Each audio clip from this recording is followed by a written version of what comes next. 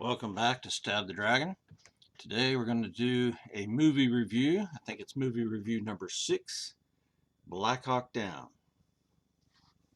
I remember the news back in 1992-93 during the late George H.W. Bush and early Clinton administrations about the famine, the Civil War, genocide in Somalia, and all the efforts taken by the United States and the United Nations to bring food and peace to that country located on the Horn of Africa. It just seems like whenever Western countries try to get involved in third world issues, things always go wrong. First, there was the staged beach landing by the 15th Marine Expeditionary Unit with the 2nd of the 9th and 3rd of the 11th Marines. I remember that. I mean, it's like the Marines are making a landing and the news media is already there. So I kind of got the idea this just doesn't look right. Supposedly it was a secret mission, but there they were, greeted by the photographers. Now, this was in December of 1992 after Bush's defeat by Clinton in the November election. Our involvement was begun by a Republican, but the disaster occurred under a Democrat, or as some might say, the Uniparty working for the New World Order did all this mess. The scope of the ongoing disaster in Somalia was staggering, however. In 91 and 92, about 300,000 people died of starvation in Somalia, and most of this was caused by mismanagement and war, besides the drought. UN aid convoys were getting hijacked by the various factions, and the UN was basically useless at best, which is normal. So Bush the Elder sent in the Marines, and it is this that we just cannot ever seem to figure out in our post-World War II globalist society. The American military just should be 100% about defending America and destroying our enemies, not about fixing third world problems. That's not the mission of the military. And this is the theme of Black Hawk Down. Politicians put our soldiers in stupid evil situations where we have no business being involved. Now, the soldiers do their best courageously, but in the end, it's their suffering, their bleeding and dying, and it's all caused by a political fantasy that never seems to work out in this sin-filled world. The movie Black Hawk Down shows the bravery of our best soldiers in what could only be described as a loss. But in American history, some of our proudest, most glorious moments are, in fact, our losses. Now, the movie Black Hawk Down is based on the book Black Hawk Down, a story of modern war. So here we go. By Mark Bowden, New York, Atlantic Monthly Press, 1999, 386 pages. I read the book, when it came out over 20 years ago. It was directed by Ridley Scott, produced by Jerry Bruckheimer and Ridley Scott, screenplay by Ken Nolan, starring Josh Hartnett as Staff Sergeant Eversman, Tom Sizemore as Lieutenant Colonel McKnight, Eric Bana as Delta Team member Hoot, Sam Shepard as General Garrison, Jason Isaacs as Captain Steele, and Brian Van Holt as Staff Sergeant Jeff Strucker, whose story touches my own family in a small way. And speaking of Hoot, this is Hooten Young American Whiskey, 12-year. When Master Sergeant Norm Hooten retired from the military, he started a whiskey company.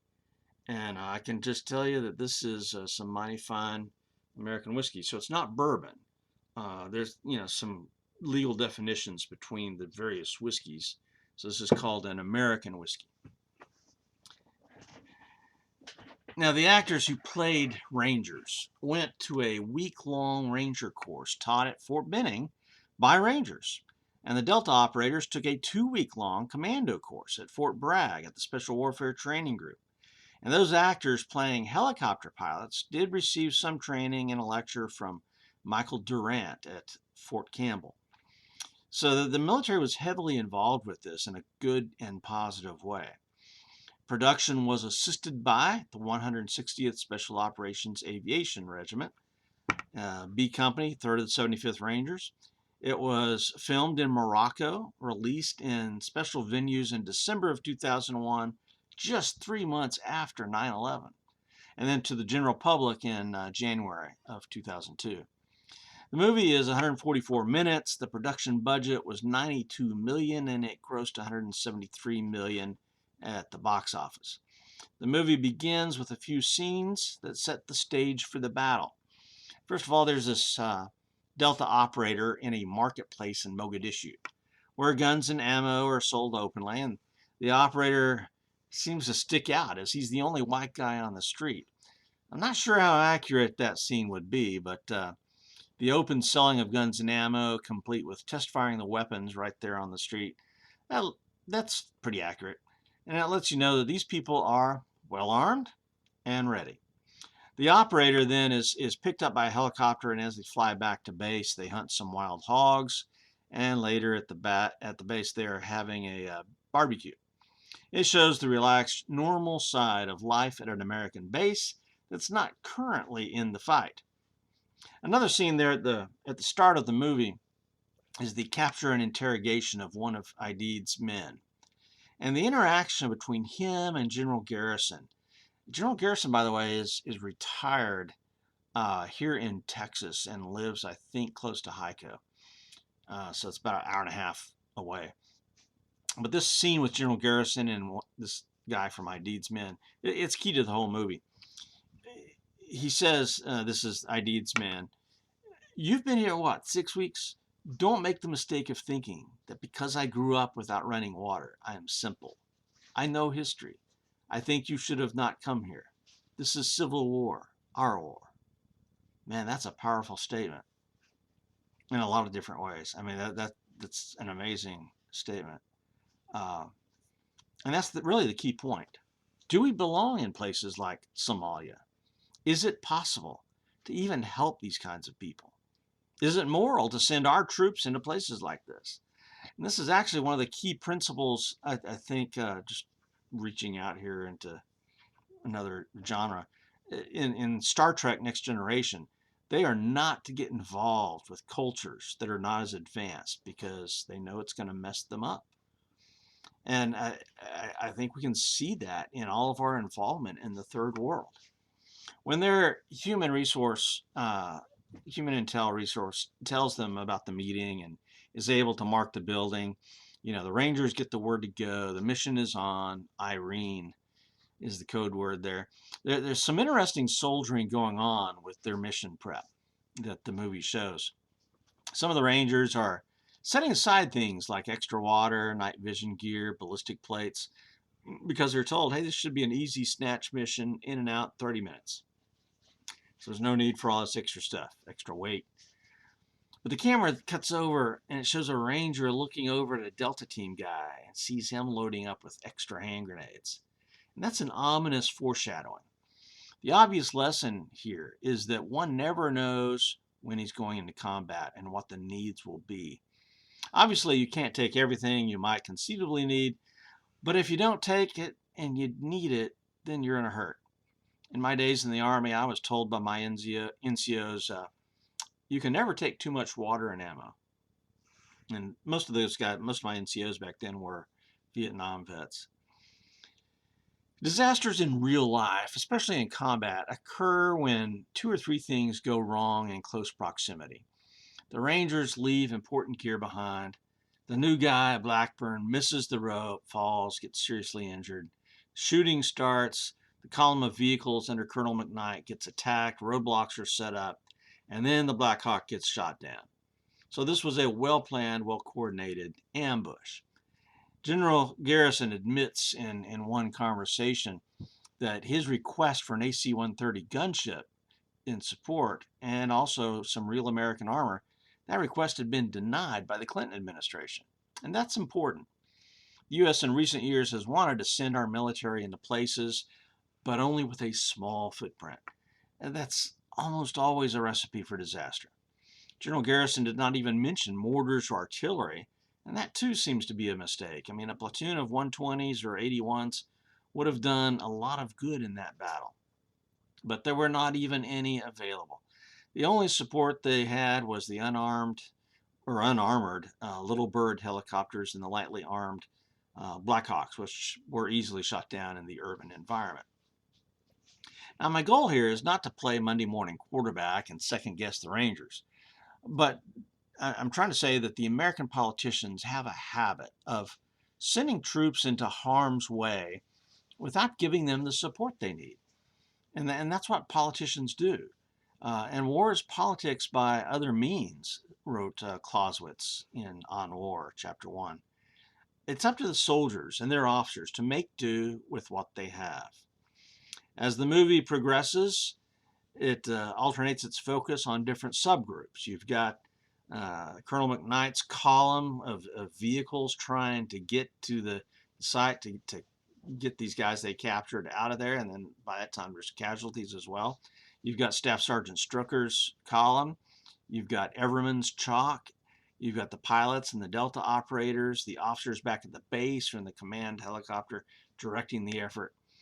Here, we see close-up combat sequences and perhaps really some of the most disturbing scenes in cinema. You've got the one scene of where a child shoots his own father when trying to shoot the ranger, and another one when a woman picks up a rifle in the middle of the street and the Delta guy shoots her. We see the agony of men getting wounded and screaming in pain as the arterial blood spurts out. So this is a gruesome movie. I mean, it shows combat in a very realistic, disturbing way. This battle cost 19 American lives. An unknown number of Somalis were killed. Estimates range anywhere from 300 to about 1,000. This battle led to the Americans leaving Somalia, which was the goal of the Somali militia to begin with. And that's why you can call this a defeat. Victory, you see, is imposing your will upon the enemy. That did not happen in Somalia. They knew Americans could not tolerate casualties and would quit and go home. That was the whole point. So trading 1,000 Somali lives for 19 Americans, in their eyes, was an excellent price. In my lifetime, I've seen the Vietnam War where we lost it politically. The operations in Grenada and Panama seemingly went well. The first Gulf War we thought went well in 91, but we ended up having to go back 10 years later because we didn't finish the job. Instead of an unconditional surrender, we got a negotiated peace. It got Iraq out of Kuwait, and that was the limited goal of President Bush. But that limited goal was, I think, the plan that failed. I mean, that was the problem. I know it had to do with the coalition and all the allies and stuff, but still, you know, when you have to go back in 10 years later. And the second war lasted far too long. Just this week, our bases in Iraq have come under attack again from rockets and drones. The Iranians are behind a lot of it, but some factions in Iraq still don't want us there. So we're still there, I mean, after all these years. So this battle in Mogadishu was a fiasco. Why does America lose wars, or at best, not get what we say we want out of them? I mean, this is an ongoing problem. The movie points out that we get involved in wars that are none of our business, and we don't give the soldiers what they need to do the job we ask of them. So in this battle, the Rangers and the Delta operators, the air crews, they all performed superbly and bravely. This movie appropriately honors them. But the movie and the battle it represents tells us that we must be prepared to fight stupid evil wars and to lose. So what do you do with this? American Armed Forces are having a recruiting crisis currently. In 2023, the Army is 15,000 below their goal. That's almost an entire division. Could one of the reasons for low recruitment be that America has been losing these wars in the past 50 years? Wars that are rooted in misguided politics? You can win the war on the ground with soldiers and then lose it politically at home. All the politics aside, however, in Black Hawk Down, we see the American soldier fighting well, though vastly outnumbered. We see the honor and the courage of our soldiers accomplishing their mission at all cost. We see what excellent training, high morale, and love for one another that only soldiers know in combat and understand. This movie and the battle it represents will go down in our military history as a point of excellence despite what the politicians managed to do. I mentioned earlier that my family had some small connection with Staff Sergeant Strucker. He went on to become an officer in the Chaplain Corps, and from there to pastor a Baptist church in Columbus, Georgia. And our son, who is in the Army, was a member of that church for a couple of years when he was stationed at Fort Benning as an instructor.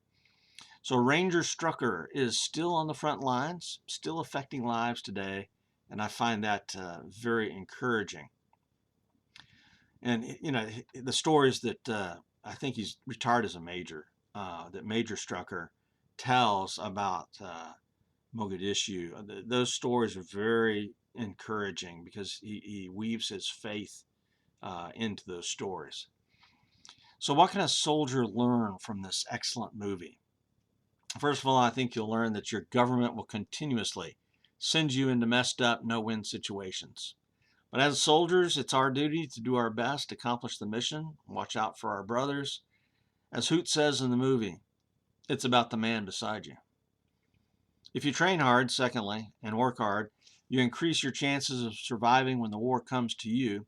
Only a very few get the training resources the Rangers and Special Operators get. So you have to take advantage of what training comes your way and then do some on your own. Third, don't leave mission essential gear, ammo, and water behind. Now, to an extent, you always pack gear for a specific mission, and you get told what to bring and what to leave. But still, be prepared for missions to go south, to take longer than expected. Expect the unexpected as much as possible. In the end, you'll have to make do with what you have, and resupply is not always going to happen. 4, bad things happen in life and in combat. People miss ropes and fall. Helicopters get shot down. People die. Your task is going to get tougher, not easier. So saddle up for the hard times. 5, the enemy has their perspective and their goals. They have a say in the outcome and may seem uncivilized in many ways, but they can also be very sophisticated in war, tough, courageous, and persistent.